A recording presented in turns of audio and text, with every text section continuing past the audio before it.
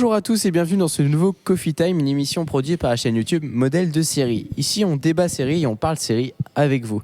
Le fil conducteur de l'émission sera un débat, une argumentation sur les productions Netflix. Est-ce qu'elles sont devenues les meilleures ? Exact.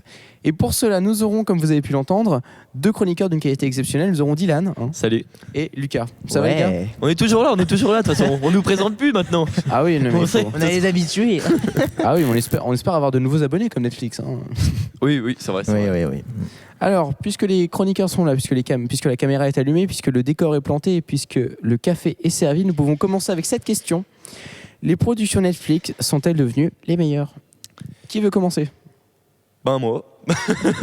Très bien. Non, mais les productions Netflix, oui, pour moi, elles sont devenues les meilleures parce que la qualité, donc on en parlera plus tard, mais elle est irréprochable. Les qualités, je parle de la qualité dans sa globalité, donc la qualité vidéo, la qualité d'écriture, la qualité, voilà, tout. Je pense que c'est devenu, c'est exceptionnel. Et je pense aussi que Netflix, ils ont compris que, enfin, c'est vraiment les premiers à s'être implanté partout dans le monde, parce que les séries, c'est super compliqué de regarder des séries. Je pense, t'es obligé d'aller, tu sais, si les séries sont en Amérique, aux États-Unis, bah tu peux pas les voir en France, ou alors c'est très compliqué, il faut attendre 2-3 ans avant que ce soit diffusé. Et encore, tandis que là, Netflix, ils ont proposé un système d'abonnement qui fait que tu t'abonnes et tu peux voir un panel de séries, et je pense que c'est ce qui fait que Netflix, leurs productions, elles sont les plus vues, et voilà, par conséquent c'est les meilleurs parce qu'ils ont beaucoup plus de moyens que les autres, même si on voit qu'ils ont de plus en plus de concurrence avec Amazon, Disney, DC Universe, mais pour l'instant c'est les meilleurs, c'est sûr, ils ont le monopole. Et surtout le succès de Netflix est d'autant plus prestigieux parce que dans tous les pays où ils sont implantés, ça marche quoi. Bah oui. Je pense que c'est quand même important de le souligner quoi. Je veux dire, en France, on n'en parle même pas, quoi. Je veux dire, en France, un succès. C'est très récent. En France, c'est 100 000 nouveaux abonnements par mois. C'est très récent. Je veux dire, ça date de 2-3 ans sur en France. Le phénomène, c'était pas. 2014. Ouais. 2014, première implication, quoi. Et oui, après il y a les productions originales. Donc, en fait, l'avantage de Netflix, c'est que les productions restent assez homogènes, quoi. C'est-à-dire que Netflix est très diversifié, donc de toute façon, il peut ouvrir un panel assez large, comme le soulignait Dylan juste avant. C'est-à-dire qu'il y a un panel assez large, une diversification, des séries, des offres, des films. Et c'est vraiment intéressant, quoi. Et puis même au niveau de la qualité globale, quoi. Je veux dire, normalement, quand tu regardes une série sur Netflix, tu t'es jamais dit celle-là c'est vraiment moche, hein. Elle est vraiment mal tournée, assez mal réalisée, hein. Oh, la caméra elle est mal réglée, tu vois. Non, ça n'existe pas. D'ailleurs, Paul, tu profiteras pour mettre le chrono, s'il te plaît. Oui, pas de problème. C'est bon, le chrono est mis. Voilà, c'est bon, on est bien. Alors, oui, donc tu as une. Non, mais on peut continuer sur ce qu'on disait. Tu as une charte qualité, qui est assez irréprochable sur Netflix, hein. Et je pense que la première partie de leur succès est due à ça, quoi. Ouais, c'est sûr. Et aussi, ce qui est bien avec Netflix, c'est que eux, ils ont compris que c'est pas, en fait, le client, donc l'utilisateur, il prend son abonnement et il n'est pas limité. T'as pas la sensation d'être limité quand tu arrives sur Netflix. Après, avec le temps, quand t'es abonné depuis longtemps, tu te dis mais c'est tout le temps les mêmes trucs. Mais quand t'arrives, t'es là, il y a trop de séries. Tu sais, tu regardes, t'es là, non pas ça, non pas celle-là, non pas celle-là. On est tous comme ça quand on regarde ça. Et en plus, il faut savoir qu'on est déjà dans cette situation où on pourra jamais, je pense, tout regarder toutes les séries. Est-ce qu'il en sort tous les mois, enfin voilà. Bah oui. Mais il faut aussi se dire qu'on a que 30% du catalogue en France. Ouais. Le catalogue américain a 70% de contenu en plus. Ouais. Bon après, c'est pas forcément des séries, ça peut être des émissions. Les catalogues américains, ils ont les droits. En fait, ils ont, par exemple, en France, pour avoir la dernière saison de, par exemple, qu'est-ce qui est sorti, Pretty Little Liars récemment, la saison 7, alors qu'aux États-Unis, elle était sortie sur Netflix il y a 2 ans. Oui. Tandis que là, elle est sortie rien que maintenant, parce qu'en France, on a un problème de droit. C'est exactement comme Modern Family. Modern Family, ouais. Le Netflix français a 2 ans de jet lag. Voilà. Donc oui, donc après on peut voir que l'offre est quand même assez ça, c'est dommage, exceptionnelle. Ça, c'est dommage sur Netflix, du fait que quand c'est pas des productions originales, tu sais, quand ils achètent les saisons pour les diffuser, je trouve ça dommage que t'aies que 2-3 saisons d'une série. Surtout quand ce sont des séries comme Modern Family qui ont déjà été diffusées à la télé française. Ouais, c'est sûr. Mais ce serait intéressant de rencontrer quelqu'un qui bosse à Netflix pour qu'il nous explique pourquoi est-ce qu'on a un jet lag de 2 ans parfois sur les États-Unis. C'est un problème de droit. Hein. Je sais pas forcément si c'est un problème de droit. Hein. Bah, je sais pas. Faudrait demander. Parce que de toute façon, elles sont déjà dans le N'hésitez pas. Puisque de toute façon, elles sont déjà dans le catalogue Netflix. Donc, je vois pas en quoi faire attendre les Français 2 ans. Ça, c'est comme pour. Et puis ça, c'est pour beaucoup de séries de ce style, comme Big Bang Theory aussi, le fameux jet lag de 2 saisons. Alors, mais qu'est-ce qui fait du coup que Netflix produit des séries de qualité ? Est-ce que c'est leur budget assez exorbitant ? Est-ce que c'est leur réalisateur ? Est-ce que c'est un ensemble ? Bah t'as tout dit. Non mais en vrai c'est ça. Netflix, les productions elles sont. Ce qui fait que ça marche, c'est déjà la qualité vidéo. Je veux dire, moi j'aime bien quand tu regardes une série sur Netflix, t'as l'impression que c'est d'une qualité, de la façon dont c'est filmé, tu sens la patte Netflix et ça te donne envie de regarder. C'est presque déjà, réel. Hein. Ouais, voilà. T'as pas l'impression d'être dans la vraie vie tellement la qualité de l'image est exceptionnelle. Et Netflix, ils ont ça, ils ont compris que ça commence déjà par une belle qualité vidéo. Et je pense aussi qu'ils ont compris que... je pense qu'ils ont anticipé. Maintenant, Netflix, c'est une nouvelle manière de consommer ces séries, quoi. Avant, ta série, tu étais obligé de te fixer un horaire, d'aller sur une chaîne de télé spécifique, parfois de payer un abonnement à une chaîne de télé, et tu ne pouvais pas regarder. Il fallait vraiment, si tu n'étais pas à l'heure, tu loupais ton épisode, quoi. Alors maintenant, je trouve que Netflix a réinventé cette façon de consommer les séries et les programmes. Ouais, le streaming l'a fait de façon légale. Hein, parce que le streaming illégal existe depuis toujours, mais là, dans ce cas-là, je trouve qu'ils ont compris qu'il fallait changer la façon de consommer ces séries, et je pense qu'ils ont été novateurs là-dedans, quoi.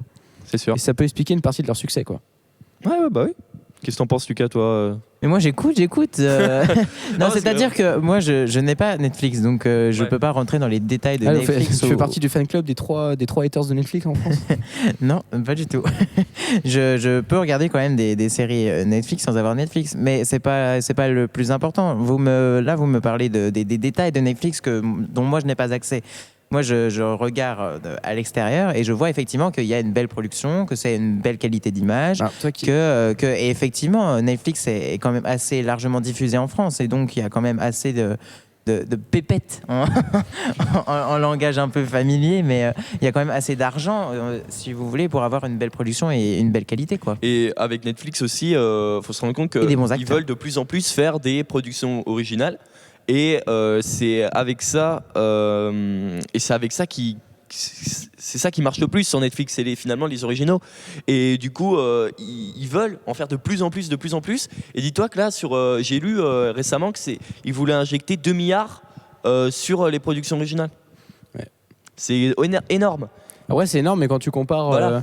Quand tu compares par exemple aux 6 millions d'abonnés en France qui payent tous 12 euros par mois, ben... Ouais, mais ce que je veux dire, c'est qu'ils n'ont pas peur de créer de nouvelles choses, et quitte à se planter, par exemple avec certaines séries qui ont fait qu'une saison malheureusement et qui se sont plantées parce que c'est pas à la hauteur du nombre de vues. Par exemple, dans les séries, ça c'est une série un peu sous-cotée qu'on n'a pas trop parlé, c'est dans un autre débat qu'on n'a pas trop parlé, mais c'est Sense8. Cette série elle est vachement sous-cotée, c'est une des meilleures séries Netflix. Elle a été vachement mal vendue aussi. Ouais, voilà. Et le problème c'est qu'elle a été mal vendue, et du coup ça a fait qu'elle s'est arrêtée parce que ça coûtait trop cher. Mais Netflix ils n'ont pas peur de faire ça, de tenter des nouveaux trucs, et après ils peuvent se le permettre aussi, hein. Oui. Je pense que là Netflix, voilà, ça fait 4 ans qu'ils sont en France, le succès est total. Je veux dire, oui. Franchement, il n'y a pas de vraiment largement diffusé. Il n'y a pas que la jeunesse. Je veux dire, Netflix est clairement rentré dans le mode de consommation, quoi.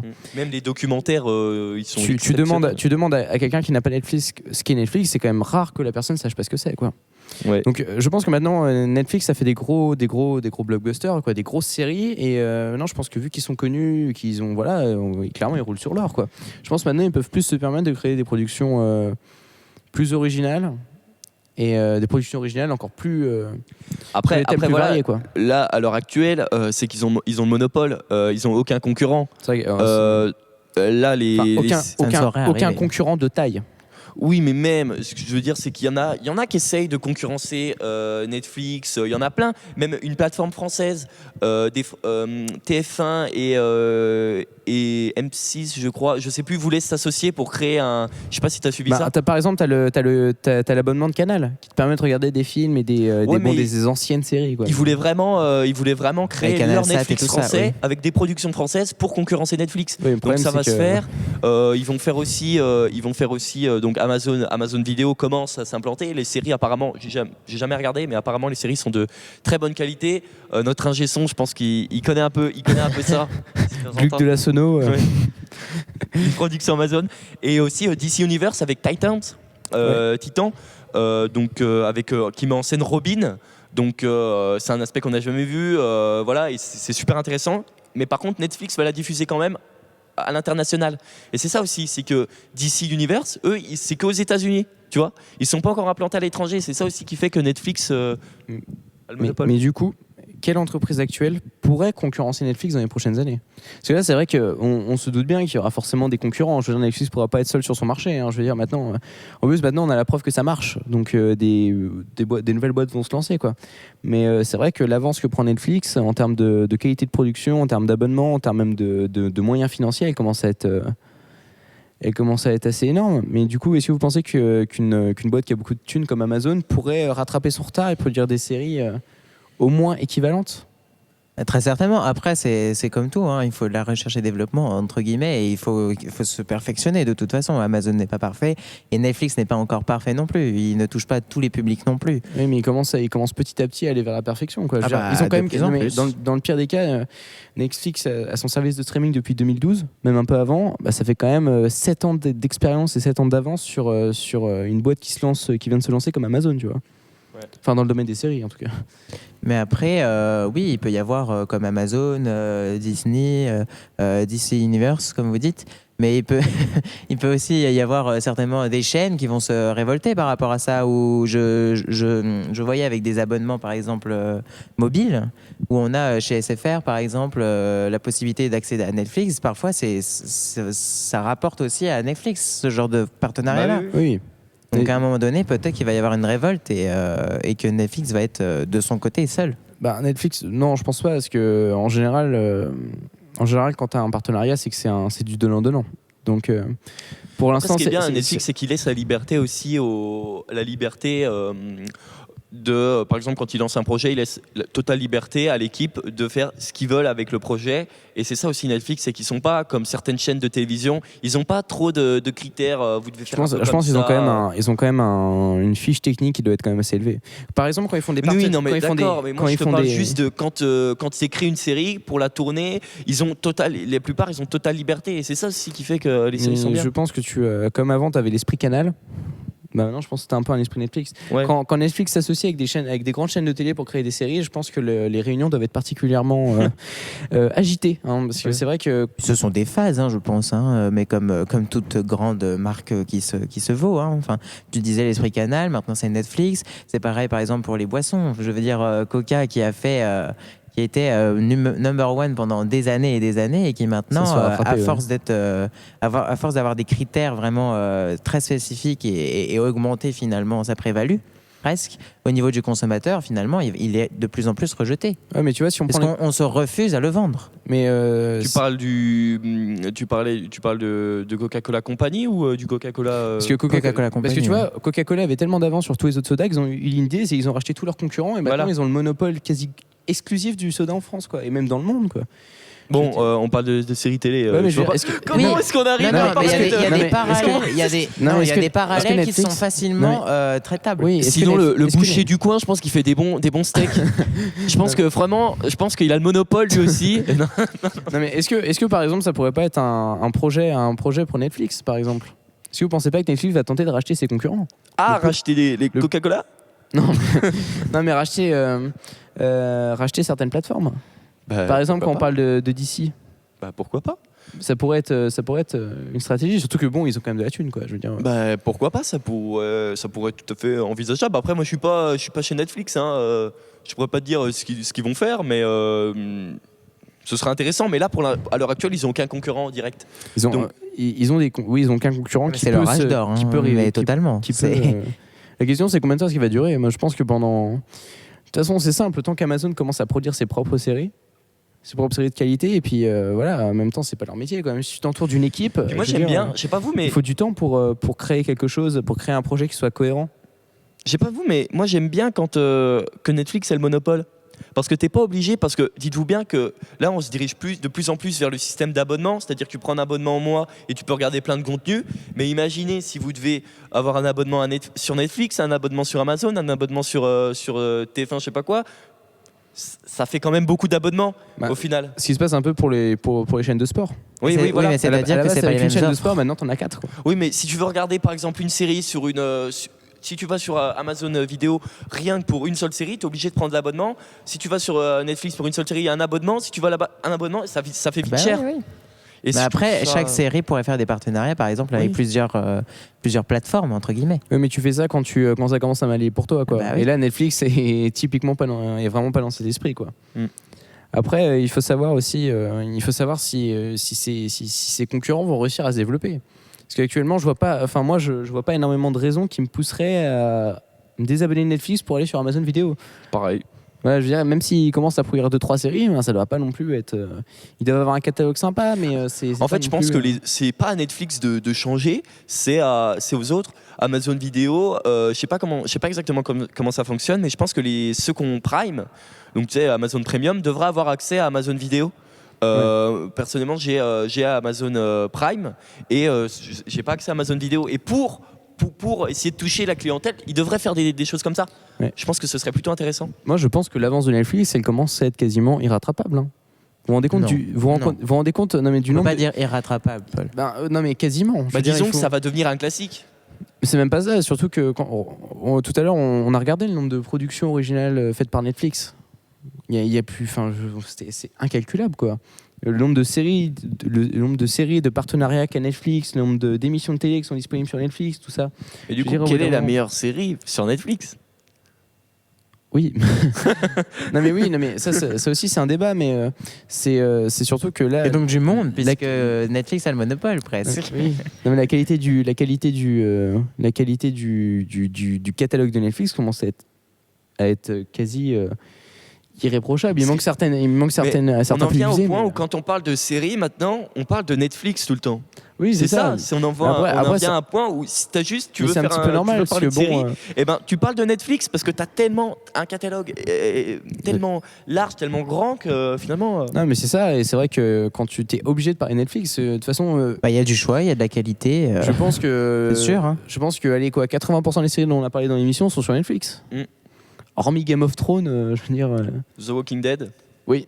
Mais non, c'est sur Netflix. Il y a des saisons de retard, mais sur Netflix. Ouais, mais c'est pas eux qui. C'est pas eux. Ouais. Ils ont quand même racheté les droits. Et bien du coup, en 1 minute, donc on va avoir un débat, un prochain débat sur quelle est la meilleure série Netflix. D'accord. On précise bien la meilleure série originale, et après on fera une catégorie la meilleure série produite. Est-ce que vous pouvez me dire quelle est votre série préférée sur Netflix? Juste. Alors ça, c'est un avant-goût d'un autre débat du coup. C'est ça. Prochainement du coup. C'est ça. C'est une bande-annonce vraiment fait maison par contre. Alors, juste en 2 phrases. Alors, la meilleure série produite par Netflix. Ouais, là, du coup, 100% originale. Ta série préférée sur Netflix? Ma série préférée sur Netflix, ma série préférée sur Netflix, donc j'en ai 2. Donc c'est 13 Reasons Why et Riverdale. C'est mes 2 séries préférées sur Netflix, tout simplement parce que c'est ces 2 séries-là qui m'ont donné envie, c'est pourquoi je suis abonné à Netflix en fait. C'est ces 2 séries-là, et comme beaucoup de gens finalement. Du coup voilà, je vais pas trop développer tout de suite. Et qui nous touchent nous finalement, nous touchent nous en tant qu'adolescents. Hein. Oui, ce sont des teen series. Hein. Mais je connais des adultes qui regardent ces deux séries-là. Hein, mais qui nous touchent plus particulièrement nous. Oui, c'est sûr. Mais voilà, ces 2 séries-là, je les adore particulièrement parce que voilà, j'adore comment elles sont faites, j'adore l'esprit et voilà. Alors toi, Lucas? Je pense qu'on peut rester sur le même, le même sujet. Mais de toute façon, ce sont des séries qui nous sont attrayantes. Oui, on va couper ça. Oui, elles sont attrayantes. Continue. Il y a un petit souci là sur le. Non, mais c'est bon, continue. Attends, vas-y. Donc, qu'est-ce qui te plaît en fait dans ces séries? Ce qui me plaît dans ces séries, c'est que justement, ce sont les séries qui nous touchent, qui parlent de sujets de nos actualités à nous, entre guillemets, hein, pour des adolescents. Hein, dans la fleur, non, pas dans la fleur de l'âge du tout, mais qui sont justement en devenir. Et on est confronté à des. C'est hallucinant, quoi. Les gars. on est confronté à des situations aujourd'hui qui sont parfois similaires et on peut se rapprocher finalement de ces On est personnages. quand même loin des situations dans Riverdale. Non, je suis d'accord, mais on a toutes ces histoires de mise à l'écart, d'amour aussi qui nous posent problème. À des encore. extrêmes Mais différents. dans 13 Reasons Why, c'est d'autres C'est d'autres problèmes qui problèmes. sont traités. Hein, C'est vrai. attention. Avec la mise à l'écart, le C'est harcèlement, vrai. etc. Et bien, je trouve que ça lance très bien notre prochain débat. Voilà, à suivre. Qui sera diffusé donc le mois suivant. D'accord, le mois prochain Ouais. du coup. Le mois prochain. Bon, et ben, Aïe, aïe, aïe. merci d'avoir regardé l'émission. Si le concept vous a plu, n'hésitez pas à vous abonner. Répondre au sondage. On le dit tout Répondre le au temps. sondage, oui, on vous laissera toujours des petits sondages ici, là. Donc vous pouvez voir les résultats en direct. N'hésitez pas à laisser des commentaires aussi. Les plus pertinents ou les plus drôles seront épinglés en haut de l'espace Exactement, commentaire exactement. pour que tout le monde puisse les voir.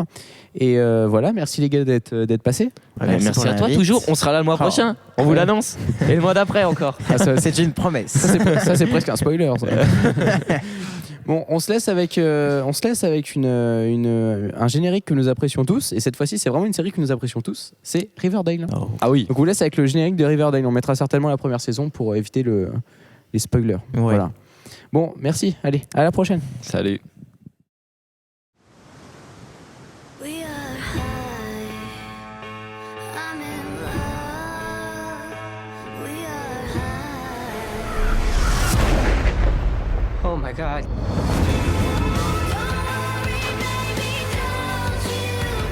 Every corpse has a tale to tell, and this one has the touch of evil. Archie, a kid is dead. I saw you guys. How you feel about me? Is it real? I'm asking you right now if you love me. Who are you lying to? I'm breakfast at Tiffany's, but this place is strictly in cold blood. This should be fun. Did you and Donnie Darko kill him together? Nothing this bad was ever supposed to happen here. Maybe there's another side to the story. There's a possibility Jason's murderer will soon be in this room. This whole car is a crime scene. No fingerprints. You're a little more dangerous than you look. Riverdale, series premiere Thursday, January 26th on the CW.